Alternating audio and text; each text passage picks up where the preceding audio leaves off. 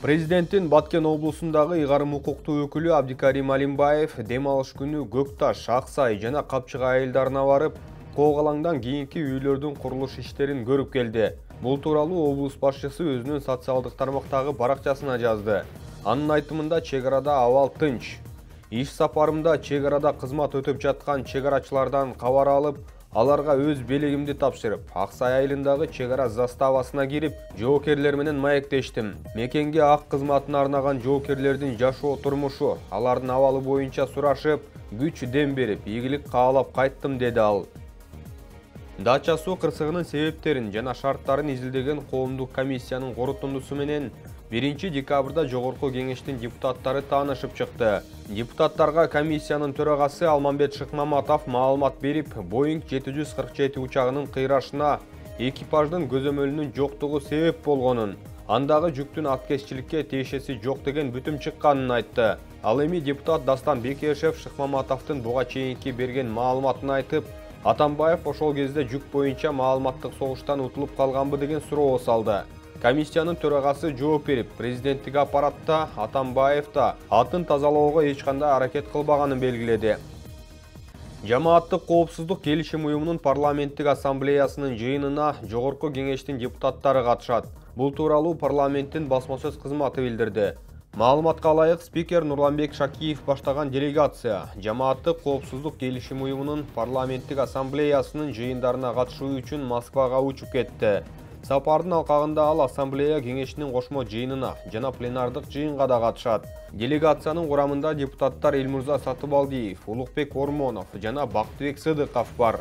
Жамааттык коопсуздук келишим уюму башка маселелер менен катар коргонуу, терроризмге каршы аракеттенүү, уюмга кирген мамлекеттерде шайлоо процесстерин коргоону, камсыздоо жаатындагы сунуштарды жана бир катар башка документтерди карайт.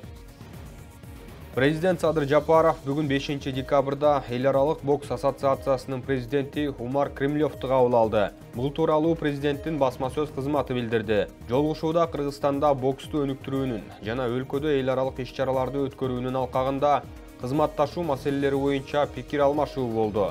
Жапаров Кыргызстанда мамлекеттик деңгээлде дене тарбия жана спортто, анын ичинде боксту өнүктүрүүгө өзгөчө көңүл бурулуп жатканын белгиледи. Садыр Жапаров өлкөдө жакшы бокс мектеби бар экенине, муну ири эл аралык мелдештерде жеңген жогорку пробадагы медалдар тастыктап жатканына көңүл бурду. Өз кезегинде эл аралык бокс ассоциациясынын президенти Кыргызстанда спорттун бул түрүн өнүктүрүүгө кызыктар экенин айтты.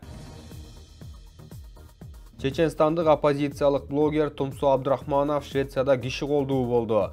Тараган маалыматтарга ылайык, аны 2 декабрга караган түнү атып кетишкен. Маалыматты блогердин жакындары тастыктаганы менен Швециянын укук коргоо органдары азырынча комментарий бере элек. Кремлдин саясаты жана Чеченстандын башчысы Рамзан Кадыровду сындап жүргөн 34 жаштагы Абдрахманов 2015 жылы өлкөдөн чыгып кеткен. 2020 жылы да белгисиз адам Швециядагы анын үйүнө балта менен кирип барып, блогер аны токтотуп калганын билдирген. Ошондой эле 2020 жылы Австрияда чечен блогери Анзор Умаровду атып кетишкен. Ошол жылы февралда Францияда Мансур Кары деген ысым менен таанымал чеченстандык Имран Хандын сөөгү табылган. Полиция анын денесине 135 жолу бычак сайылганын билдирген. Саламаттык сактоо министрлигине караштуу ооруларды алдын алуу жана мамлекеттик санитардык эпидемиологиялык көзөмөл департаменти кабарлагандай, өткөн аптада 13 киши коронавирус инфекциясын жуктуруп алды. Алардын 2-і ооруканага жаткырылган, калган 11-і үйүндө дарыланууда.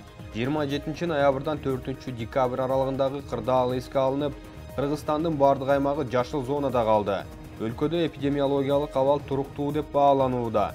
Расмий маалыматка караганда, Кыргызстанда вируска каршы вакцинанын биринчи дозасын 1 626 000, экинчи дозасын 1 354 000 адам алган.